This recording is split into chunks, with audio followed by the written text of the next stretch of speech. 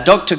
Christopher H. Rosik is a Phi Beta Kappa graduate of the University of Oregon and earned his doctorate in clinical psychology from Fuller Graduate School in Psychology.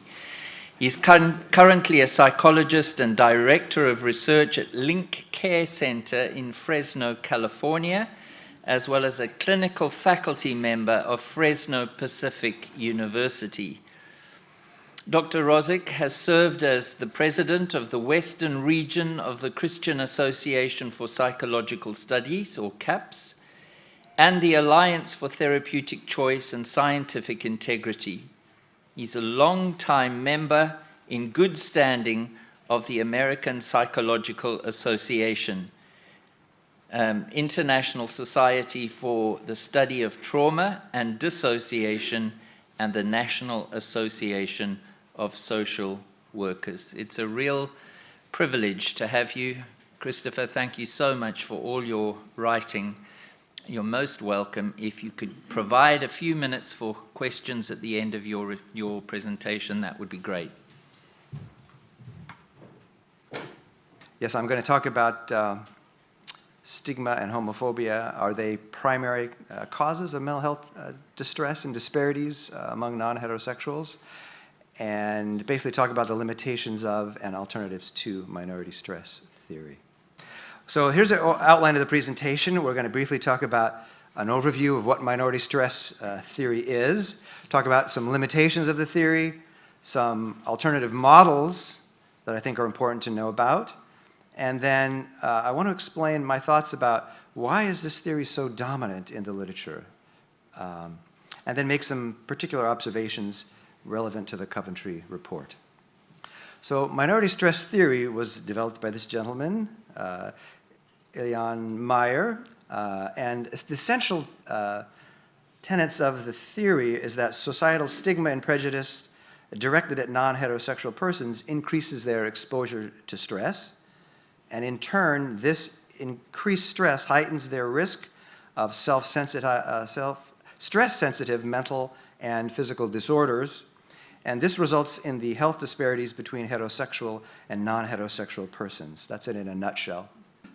This is a theory in its most complex presentation, but just for the record, what you want to look at, what's mostly talked about in the literature are those two center boxes, minority stress processes, the distal stress and the proximal stress.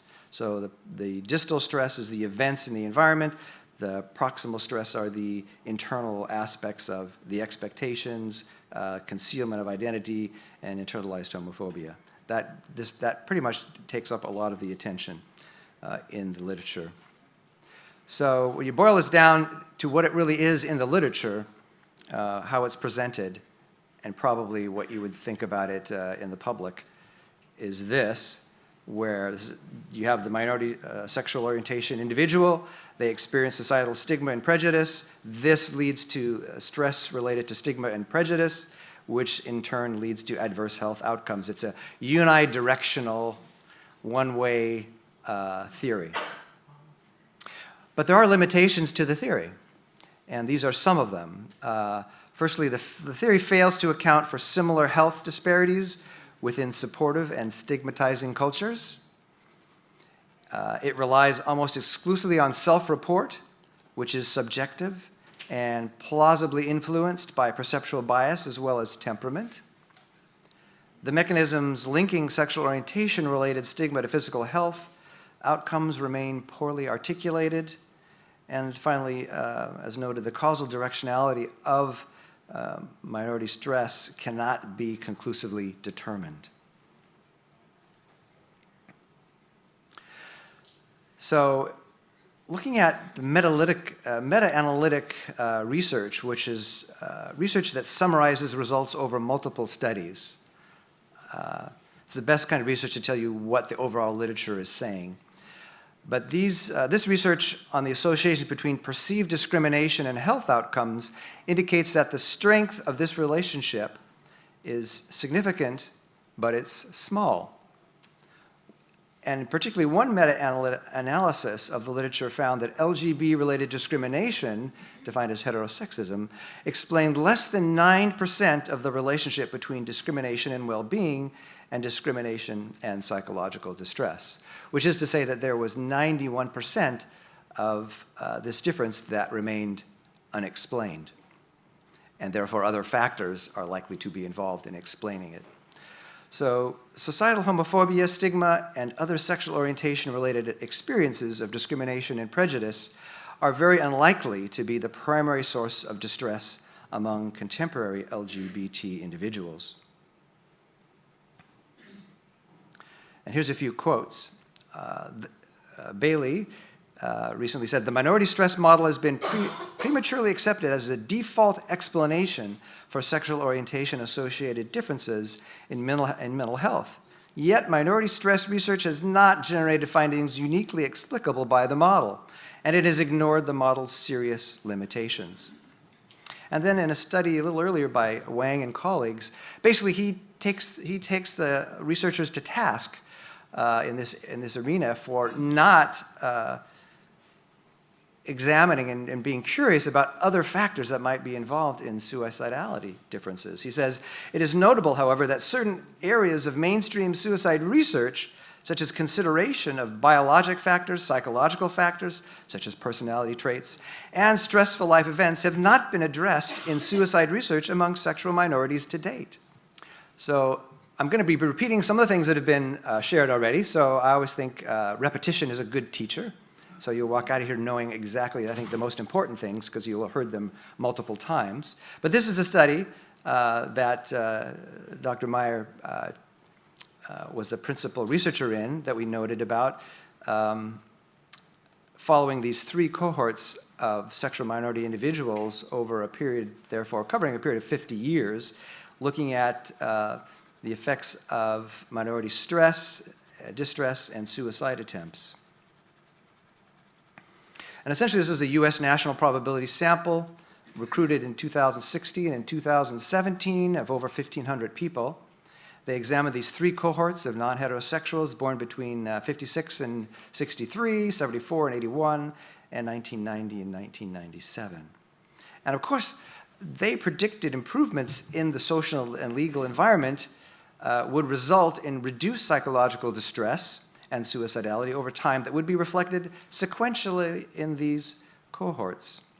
And in fact, if you read the article, which is available, they present a whole page of small print, all the civil rights and other accomplishments that have made things better in their mind for sexual minorities.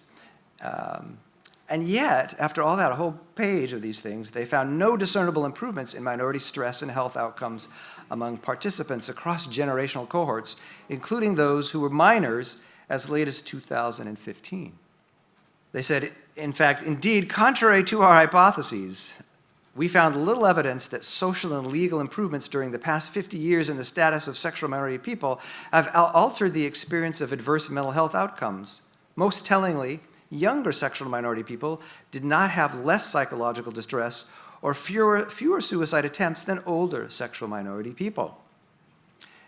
Now, of course, they interpreted the results as reflecting the pernicious effects of lingering homophobia and heterosexism, and that LGBT equality remains elusive. And I would note there was no reflection on the potential limitations of the theory.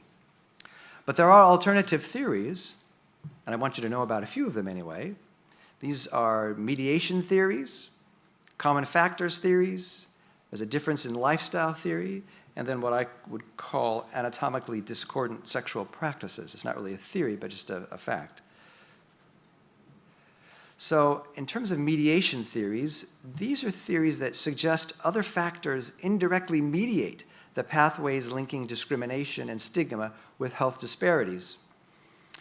And we find that accounting for these factors can reduce, or in some studies, eliminate the health differences between non-heterosexual and heterosexual persons. And the research has identified a number of potential mediating factors, including the following: emotion or avoidant-based coping mechanisms, passive coping styles, an inability to effectively regulate emotions, relational loss, the stress of living with HIV/AIDS or other physical ailments, and the one I'll pay more attention to here, rejection sensitivity. So the rejection sensitivity model basically posits that early experiences of rejection lead to expectations of future rejection and heightened importance on avoiding rejection. This leads to, sequentially, 1, a hypervigilance for signs of rejection, 2, readily perceiving rejection in the presence of minimal or ambiguous cues, and 3, intense reactions to perceived rejection. So rejection sensitivity can be understood as a defensive motivational state that serves to protect individuals from rejection by preparing them to detect and respond to social threat. RS mediates the association between discrimination and mental health problems.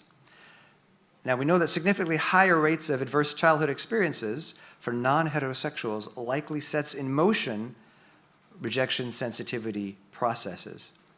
So in this model, causality is assumed to be bidirectional, which is very different than the first model I showed you, the standard interpretation of minority stress theory. And bidirectionality means that actual experiences of rejection, not necessarily tied to sexual orientation, they may cause rejection sensitivity, but RS in turn can also lead to increased perceptions of rejection.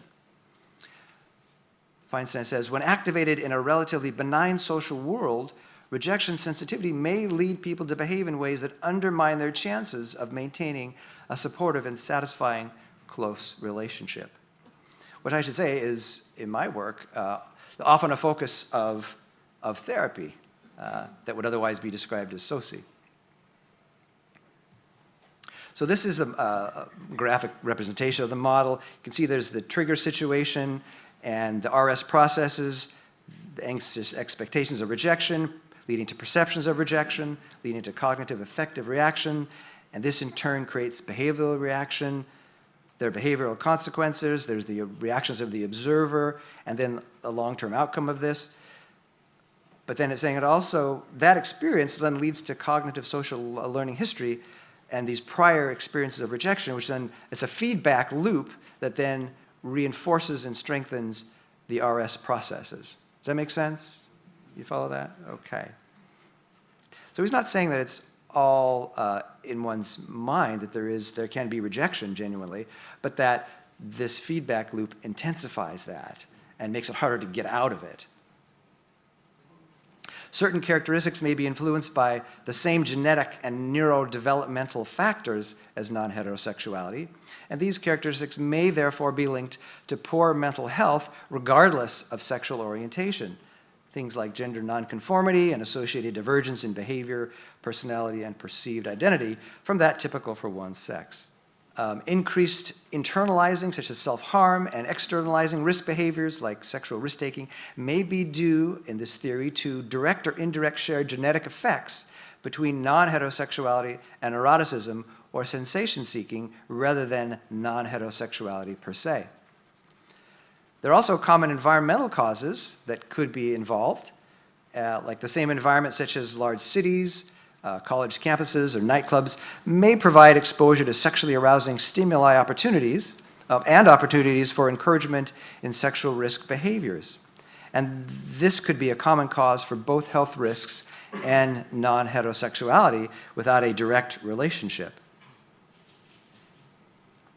Now, Bailey, his version of this is the genetic common factor model. And he posits a genetic factor is responsible for both same-sex sexual orientation and neuroticism. And in turn, neuroticism is related to rejection sensitivity and adverse health outcomes such as depression or anxiety among non-heterosexuals. It says neuroticism together with these adverse health outcomes is associated with increased reports of exposure to stigma, prejudice, and discrimination. In Bailey's view, increased mental health problems among non-heterosexual people are at least in part the cause rather than the effect of increased perceptions of discrimination and stigmatization. The genes causing non-heterosexual behavior also cause health issues such as higher rates of depression and anxiety and suicidality. So here's the model, and you can see where genetic causes leading to neuroticism. It's connected to adverse health outcomes, and the neuroticism is related to both the adverse health outcomes and the reports of stress. But there's also a genetic link to same-sex orientation, but there's no direct link, you see? All right. Then in terms of differences in lifestyle theory, this theory just proposes that LGBT lifestyles are inherently riskier than those of heterosexuals because of certain features of LGBT social communities. Differences in conduct between sexual orientations rather than sexual orientation identity may lead to or reinforce discrimination. These behaviors may include antisocial behaviors, unsafe sexual practices, and drug use. And finally, anatomically discordant sexual practices. Some health risks, such as sexually transmitted diseases, including HIV, among gay men may be influenced by stigma, but are ultimately grounded in biological reality. Byers' 2000 and colleagues' 2012 comprehensive review found an overall 1.4% per act probability of HIV transmission for anal sex and a 40.4% per partner probability.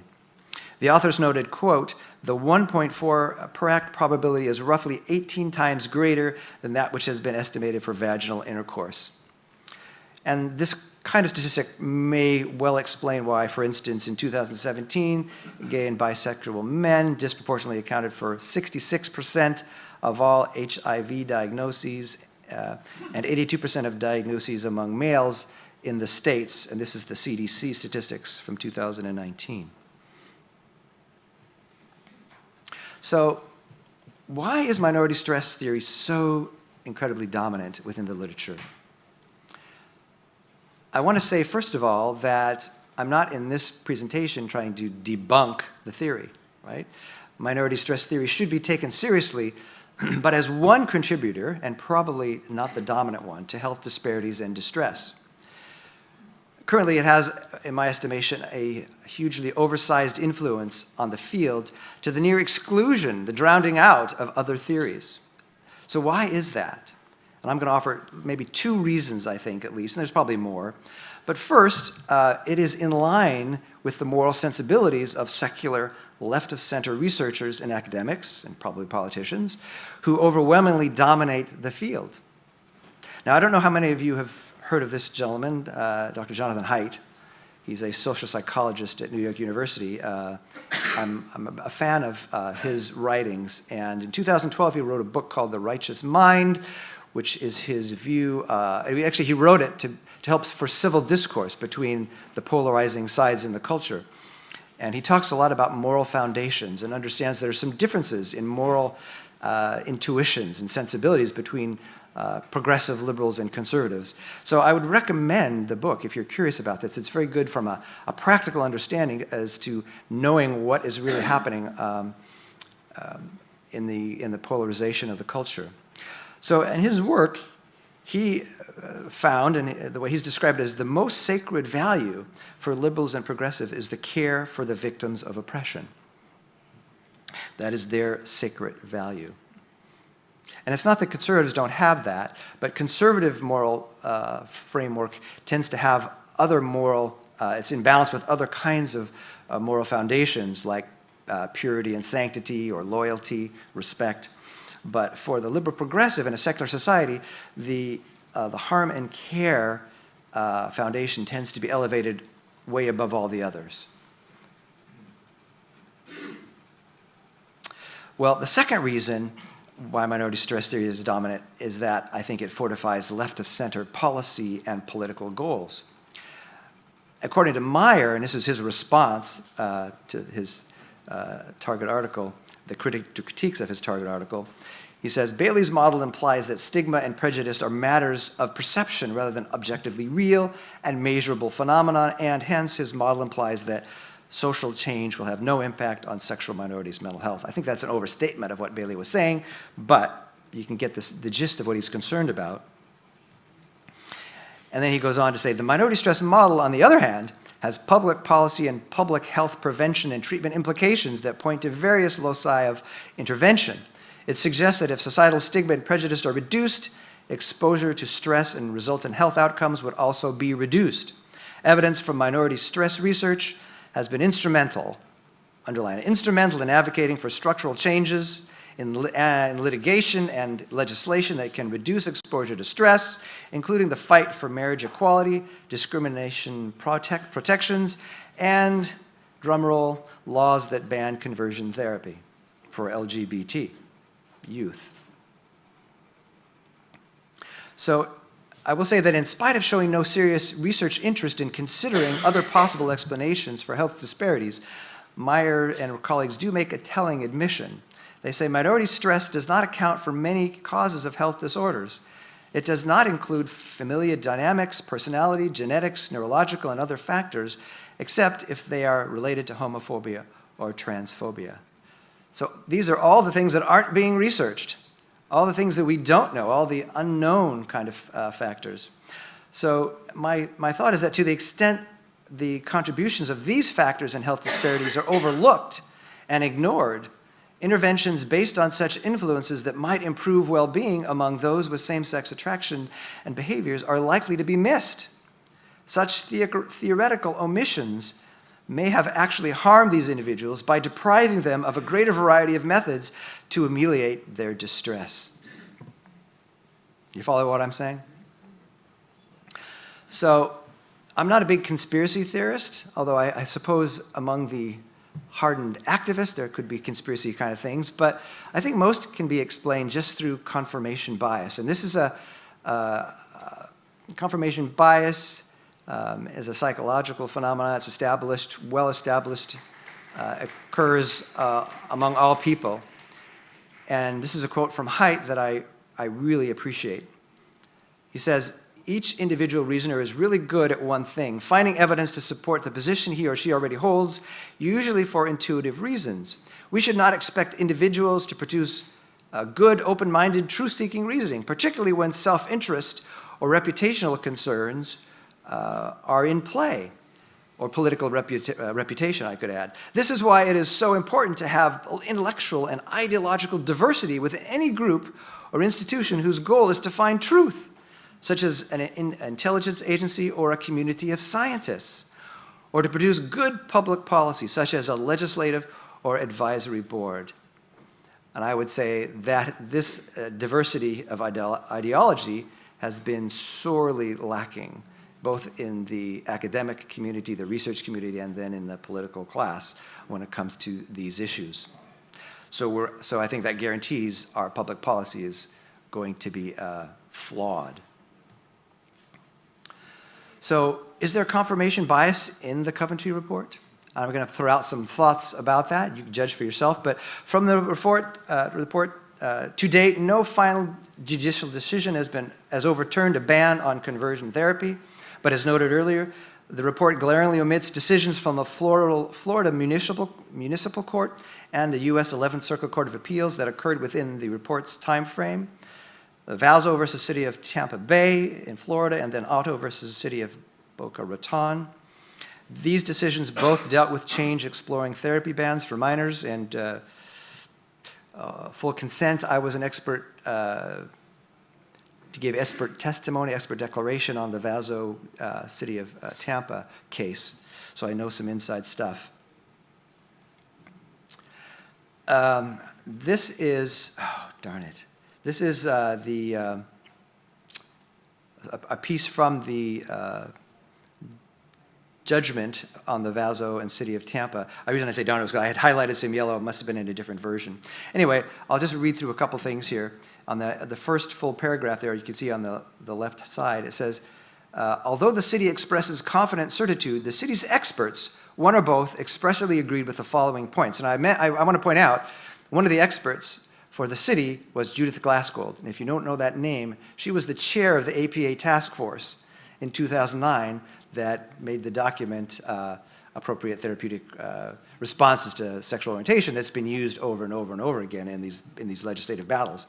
Anyway, some of the things that the judge noted, the expert expressly agreed with the following points. For instance, minors can be gender fluid and may change or revert gender identity. Gender dysphoria during childhood does not inevitably continue into adulthood. A little farther down, emphasizing to parents the importance of allowing their child the freedom to return to a gender identity that aligns with sex assigned at birth or another gender identity at any point cannot be overstated. These are what their experts were saying. One cannot quantify or put a percentage on the increased risk from conversion therapy as compared to other therapy. Scientific estimates of the efficacy of conversion therapy are essentially non-existent because of the difficulties of obtaining samples following individuals after they exit therapy, defining success, and obtaining objective assessments. Now, we do have some longitudinal studies now that answer that question, but not in the way that the defense here would want answered. Let's see, just a couple others. Although research, on the second page there, although research on adult populations has documented harmful effects of SOCI, no scientific research studies have examined SOCI among adolescents. And then the bottom, no research demonstrates the harm of conversion therapy with gender minority youth that has been published. In a 2018, an article was published on youth, but causal claims could not be made from that 2018 report. This was like so refreshing to read this when I've read so many other judicial decisions that obviously just, I think, ignored these points. I'm sure they heard them. Now, with this Otto and City of Boca Raton decision, this decision overturned a district court's upholding of a therapy ban for minors and effectively voided all such conversion therapy bans in the U.S. states of Florida, Georgia, and Alabama. So you're not going to hear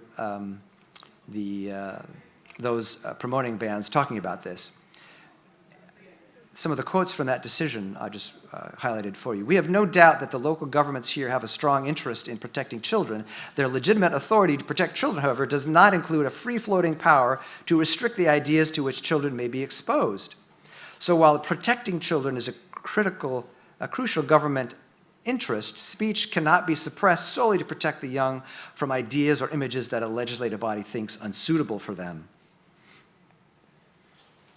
The exception expressly allows counseling that provides support and assistance to a person undergoing gender transition. That's the exception. No such carve-out exists for sexual orientation. The ordinances thus codify a particular viewpoint that sexual orientation is immutable, but gender is not, and prohibit the therapist from advancing any other perspective when counseling clients. That viewpoint may be widely shared in the communities that pass the ordinances, but widespread agreement is beside the point. The question is whether a speaker's viewpoint determines his license to speak. Here, the answer is yes. And what they're saying is that this law was deemed to constitute viewpoint discrimination.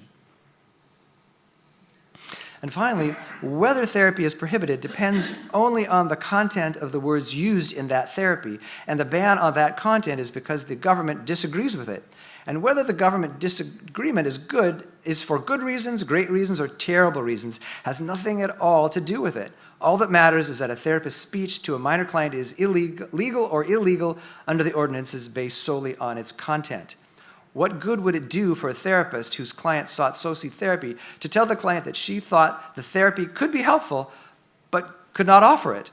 It only matters that some words about sexuality and gender are allowed and others are not. So these are two decisions to keep in mind.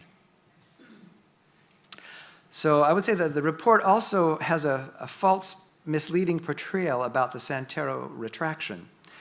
The report claims that the retraction occurred due to concerns over the statistical analysis. But when you read this particular abstract written by Neil Whitehead, who's one of the authors of that retracted study, and I had this highlighted as well, but I just want to read this for you. In the middle of that abstract, it says, the retraction by the journal was nearly a year after publication and was based on a sole negative review of the statistics used, although these had previously been approved after examination in depth by a reviewer from another journal, and one was specifically recommended as valid by the APA.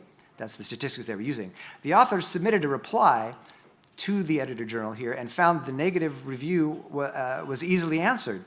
but the editor did not allow herself to be involved in a statistical argument, nor did she blame the authors, but rather attributed culpability to the previous processes in the journal. It was a new editor that came on. The old editor had accepted the article, and a new editor came on. So basically, the basic issue was that the editor and the reviewers did not understand the statistics that Santiro used. That was the reason it was retracted, which the retraction was really a bogus thing, I think. But it's being used as a talking point. But now you know the inside story. So I'm also was aware of some, what I think where the report did not follow their own cautions. It expresses serious cautions about their findings, but seems to ignore them in calling for therapy bans. For instance, although we need to interpret this data with care, right, real care, such associations are consistent with verbal accounts of individuals who have undergone conversion therapy. So we have to interpret it with care, but it's good enough to ban therapies, to interfere with the client-counselor process. Second quote, there is a need to be careful when making causal interpretations from such studies. For example, and I think this quote showed up earlier, an alternative explanation could be that LGBT people with mental health problems are more likely to seek out conversion therapy. However, one study controlled for adverse childhood experiences, for example, physical or sexual abuse, that are also associated with suicidal thoughts.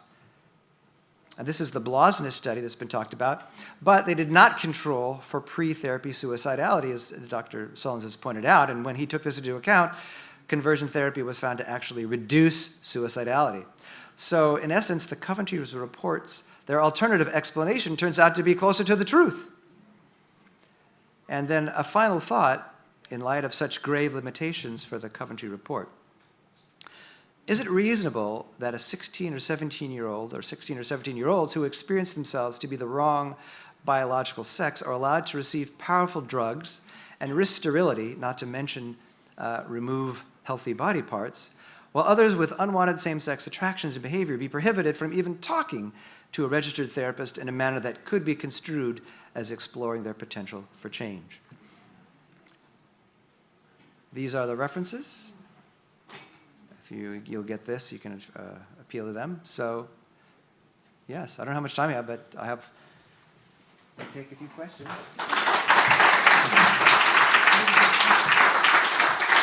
How much time is it? Yes, could we take some questions, please, if there are questions on minority stress theory at this point? Thanks very much, Christopher. Just following on from what you said about this agenda of if it's sort of pre-decided that societal stigma is the cause of stress and mental health stress, and that therefore, as Mayer said in that quote, the aim must be to remove societal stigma altogether, i.e. to eliminate conservative views. That's essentially what this ban is about. It's not just about what happens in a small number of therapy situations. Right, it's a clash of worldviews. Yeah, it's about and to what extent, I mean, is it too much to extrapolate that actually this is just like, as was said, same-sex marriage and all the other things. This is about reshaping society to eliminate views that are seen to be harmful and to permit everything that's, essentially that's what this is about. It's about eliminating views that are seen to be. I don't know if everyone who's opposed to this, to SOCI or to change allowing therapies, has in mind that they're set about to change society. But I do think that is the movement of the ideology certainly points in that direction. I do think that in the States it's been focused on therapists, licensed therapists, and so within the church, a lot of pastors and others are saying, well, it's not relevant to us, right? But I would submit that we therapists who practice this, who are involved in this area, are the tip of the spear, and that eventually they're going to come for pastors too. And you can kind of see some of that. It's getting a little bit more bold in the literature now that I'm reading on, that are studying this from those who are opposed to such practices, that they are more bold in talking about attending to religiously derived types of intervention, like prayer, right, that kind of thing. So I think the movement is in that direction. Thank you so much, folks, and thank you again, Dr. Christopher Rosik. Great. Thank you very much.